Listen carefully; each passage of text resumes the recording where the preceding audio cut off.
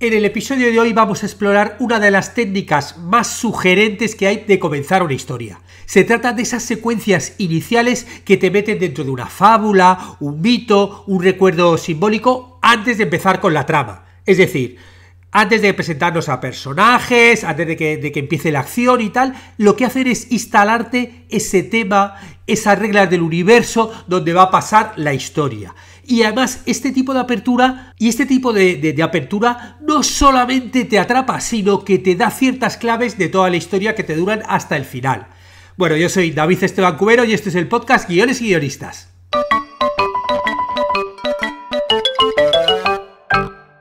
Y aquí en la Academia Guiones y Guionistas, que está en cursosdeguion.com, y continuamos subiendo clases del curso de cómo distribuir un cortometraje en la Academia de Guiones y Guionistas, que ya sabes que está en cursosdeguion.com y que es la academia de guión más grande del mundo, que tiene más de 100 cursos, masterclass, tienen de todo lo que puedas necesitar dependiendo del nivel que estés para aprender a escribir guiones. Bueno, pues en este curso de cómo distribuir cortometrajes vamos a centrarnos en esta clase sobre festivales. ¿Cómo tenemos que seleccionar a qué festivales enviamos nuestro corto o no? ¿Y qué tenemos que hacer para que nos seleccionen? Bueno, pues todo eso lo cuento en la clase de hoy. Y ahora sí nos vamos con esta técnica narrativa para dar inicio a nuestras historias, que se llama la historia o leyenda fundadora. Porque al inicio de muchas películas, ¿no?, encontramos este recurso narrativo que se sitúa fuera del tiempo y del espacio principal de la historia, ¿no? Pero que a su vez está mostrándonos las reglas más profundas, ¿no? La leyenda fundadora es una secuencia breve, ¿no?, que muchas veces incluso se presenta como una fábula, como un mito, y que te actúa como prólogo temático y emocional. No te está introduciendo la trama de la historia, ¿no?, de una forma directa, sino al revés. Está preparando al espectador para comprender el sentido más profundo de toda la historia. Este tipo de historia tiene una función similar al típico prólogo en la tragedia griega, o a la típica cita que te aparece al inicio de una novela o al inicio del capítulo de una novela, o a la típica escena pintada en un códice antiguo. Es decir, no te describe el conflicto, sino que te anticipa esa lógica, ese tono, ese universo moral de la historia. Puede tratarse de una voz en off que te cuenta una historia ancestral, como por ejemplo en el Caldero Mágico. Puede ser un juego infantil que te revela las reglas de este mundo, como en el Juego del Calamar, o puede ser una secuencia animada que te condensa simbólicamente el conflicto interno del personaje, por ejemplo, en Joker, la segunda parte. Y no es solamente algo estético que sea diferente a la película, sino que la historia fundadora lo que te activa en el espectador es que se ponga de una forma más alegórica. Es decir, que no le ponga en modo de acción, sino que le ponga en un modo como mucho más de una estructura antigua, de un saber antiguo, que muchas veces incluso solo se revela al final de la historia, cuando has visto todo y ahí entiendes todo. Entiendes esa historia fundadora como ha estado sobrevolando en toda la historia. Bueno, y ahora nos vamos con las características de esta historia fundadora para que lo entiendas mejor. La primera es que hay un despeje narrativo fuera del tiempo y del espacio narrativo diegético. Es decir, que esta historia comienza en un tiempo que es otro. Puede ser mítico, otras veces es histórico, otras veces es ficticio, puede ser hasta imaginado por el personaje y no forma parte de la narrativa de la historia, pero sí lo va a condicionar. Por ejemplo, el Caldero Mágico te empieza con una voz en off que te lleva a un pasado remoto donde un malvado rey fue derrotado y el alma encerrada en un caldero. Claro, esta historia no te está presentando personajes que van a estar en la historia, pero sí que te está instaurando esa especie de amenaza y contando su historia de origen. Por ejemplo, en el Juego del Calamar, al primer minuto vemos unos niños que están jugando al Juego del Calamar, son imágenes en blanco y negro y una voz nos está explicando las reglas de este juego. Un juego que sí que está en el pasado, que es algo más inocente porque son niños, pero nos están mostrando la crueldad del sistema que va a venir a lo largo de toda la serie. La segunda característica es que suelen tener un narrador externo, omnisciente, es decir, que lo ve todo, o simbólico. Es decir, que este narrador, esta voz en off, normalmente no pertenece al cuerpo de personajes activos de la historia que vamos a ver. Es una figura casi que tiene un rol como chamánico, que te introduce este mundo, cuáles son las reglas, cuál es la lógica interna de esta historia. puede ser una voz en off, como de Sandman, donde aparece Morfeo, ¿no? Desde el reino de los sueños, y otras veces es un recurso como muy visual que te habla por sí solo, ¿no? Una animación, una ilustración antigua, ¿no? Que aparece ahí, te la cuentan sin que haya alguien que te lo cuente. En Joker Follies a Deux, la película abre con una secuencia animada donde hay una sombra que se mete en el cuerpo de Arthur Fleck, ¿no? No hay voz en off.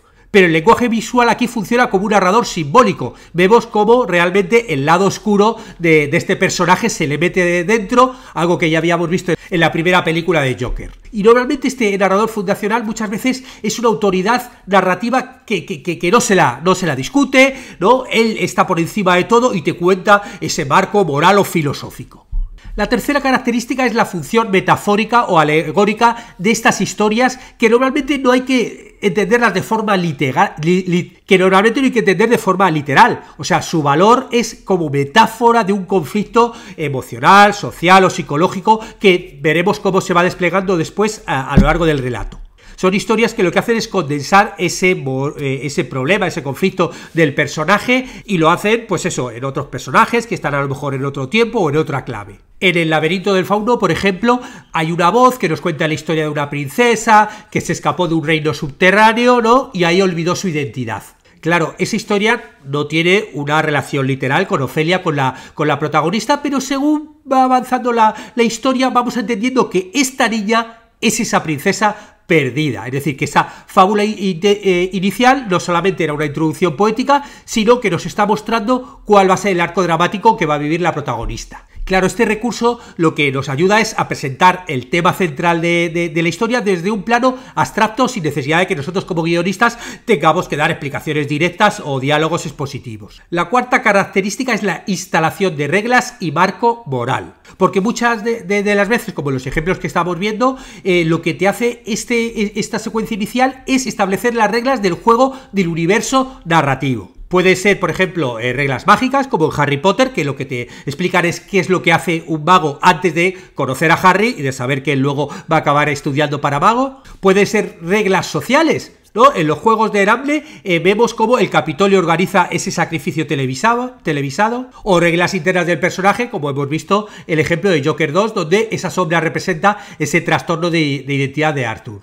Pero esas reglas también te están planteando una tensión dramática, ¿no? Porque hay algo que se ha roto, que se ha puesto a prueba, algo que no encaja, y nosotros pensamos, luego, ¿cómo funcionará el protagonista, ¿no? Dentro de estas reglas, ¿no? ¿Será capaz de romperlas o no? ¿Cómo funcionará? La quinta característica es que suelen tener una estética diferenciada y que luego hay una transición al mundo real. Unas veces es animación, otras veces es blanco y negro, una textura de papiro antiguo, puede haber títeres, teatro de sombras. Pero esta distancia estética lo que hace es subrayar ese estatus simbólico. Y luego, cuando ya entramos al mundo real de la historia, suele haber un corte claro, ¿no? o una transición suave que te lleve a la narración, que normalmente suele ser ya en imagen real, cuando hemos trabajado la imagen desde otra textura. Por ejemplo, incluso en la animación vemos experimentos como en Kung Fu Panda, ¿no? La secuencia empieza con esa textura en 2D, donde el protagonista imagina una vida como héroe legendario tal, y de repente vemos que es un sueño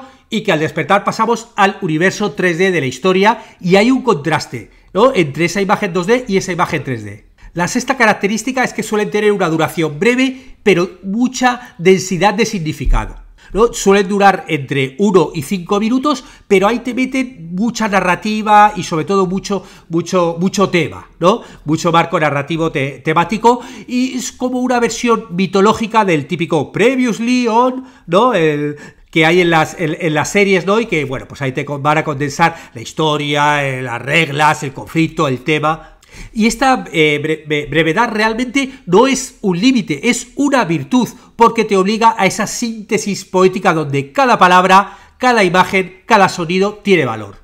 Por ejemplo, en la Princesa Prometida, ¿no? En la que el abuelo comienza a contarle un cuento a su nieto enfermo, en tan solo 3 minutos te establece el tono, te hace el pacto ficcional de estoy leyéndote un cuento y afectivo de la historia. Y nada, sin necesidad de exposición directa, mucho tiempo, nada. En 3 minutos, ¡bumba! Empiezo a leerte. Y la última característica es la relectura simbólica que vemos al final. Porque normalmente esta historia fundadora suele resignificarse cuando llega al clímax o al final del relato. Y entonces, ¿sabes? Cuando el espectador, al recordar este prólogo que habíamos visto, te das cuenta que era una semilla de lo que íbamos a encontrarnos. Es una especie como de profecía que se cumple, ¿no? Un ciclo que se cierra, ¿no? Una figura que se repite. En The Green Knight, ¿no? La leyenda del Caballero Verde, que es una película que está basada en una leyenda artúrica, la película arranca con un texto que te está anticipando la caída de un caballero y la emergencia de otro. Y esa premisa regresa en la última escena, que es cuando el personaje principal, el protagonista, acepta el destino del juego. Es decir, que esta historia fundadora no era solamente un contexto, sino que era la clave de lectura de toda la película. Bueno, y ahora te voy a dar una clave para que tú puedas escribir una historia fundadora, si acaso encaja dentro de tu proyecto. El primer paso es que tienes que definir cuál es el propósito narrativo de tu historia fundadora. Es decir, ¿para qué quiero meter esta historia fundadora en mi historia? O sea, puede ser por distintas cosas, como hemos visto. Por ejemplo, para meter el tema central, ¿no? La lucha entre el bien y el mal, la codicia, la identidad. Puede ser para exponer las reglas del mundo, algo que te funciona muy bien, por ejemplo, con universos distópicos, con universos fantásticos, universos como más cerrados, para introducir el conflicto del protagonista de forma alegórica, o simplemente para mostrar el tono o atmósfera de donde se va a desarrollar la película. O sea, tú lo que estás dando es una especie de clave de lectura emocional o conceptual de la historia, ¿no? No te va a decir lo que va a pasar, pero sí te mete al espectador en esa especie de intuición de lo que está en juego. El segundo es que elijas qué tipo de historia o forma simbólica le vas a dar a tu leyenda, ¿no? Porque claro, pueden tener muchas formas. Puede ser la típica fábula protagonizada por animales, puede ser una leyenda antigua contada de forma épica, puede ser un recuerdo infantil que te narran así como con ternura, puede ser un sueño que está hecho en animación, puede ser una versión interior del personaje narrada con imágenes simbólicas, puede ser una profecía, una narración oral, un relato o incluso una tradición popular que sea inventada. Lo importante es que le des esa especie de identidad propia, que parezca que es un relato que ha existido de siempre, ¿no? Algo que está como en la memoria colectiva de todos nosotros. El tercero es la estructura de esta leyenda, que te propongo que sean 3 movimientos leves, porque aunque sea la propia historia muy corta, hay 3 puntos por los que debería pasar. El primero de ellos es una introducción que nos muestre al mundo o al personaje. El segundo es una perturbación que te rompa ese equilibrio, y el tercero una especie de moraleja en el desenlace, o una advertencia o una imagen memorable que te cierre la historia, ¿no? Algo así, ¿no? Por ejemplo, hace mucho tiempo había un rey muy sabio pero muy orgulloso que escondió en su corazón en un cofre para no sentir dolor. Con el tiempo olvidó cómo volver a abrir ese cofre. Desde entonces, todos sus descendientes nacen sin la capacidad de amar. El cuarto es que tienes que diseñar una metáfora de ese conflicto central del guión. Claro, no es solamente que lo utilices como introducción, sino que tiene que resumir en clave simbólica el conflicto emocional, moral o filosófico de tu historia. Por poner algunos ejemplos que conocemos, claro, si tu protagonista lucha contra la doble identidad, pues a lo mejor es un espejo que cuando te miras ves tu lado oscuro. Puedes narrar la historia de un espejo que el que se mira, pues de repente en el espejo ve su otro yo, su lado oscuro o lo que sea. O si tu historia, por ejemplo, habla del abandono, bueno, pues puedes hablar de un pez que cada vez que pasaba de un río a otro perdía la memoria, ¿no?, en su camino. O sea, no tiene que ser algo evidente, no tiene que ser algo literal, pero sí que tiene que tener cierto eco temático con la historia que quieres contar. El quinto paso es decidir cuál va a ser el estilo narrativo y visual, partiendo de que debería ser distinto al resto de la película, ¿no?, para mostrarlo en con esa historia como de antiguo, de leyenda. Puede ser una voz en off, puede ser una animación, una ilustración, maquetas, títeres, o simplemente un texto en la pantalla, como hace Star Wars, ¿no?, que te meten toda esa leyenda directamente con el texto que te va cayendo por la pantalla. Incluso puedes trabajar con otros registros, una poesía, una canción, una oración religiosa, una grabación antigua. Cuanto más contraste haya entre esto y luego la película, pues más funciona como cuento fundacional. El sexto punto es diseñar la transición hacia el presente de la historia.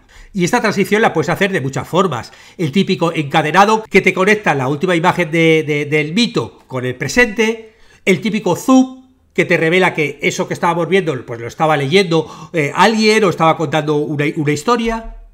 O un corte directo, ¿no? Que te muestre un contraste visual o emocional con el presente. También puedes utilizar pues una figura, un objeto o una palabra que te enlace los dos mundos.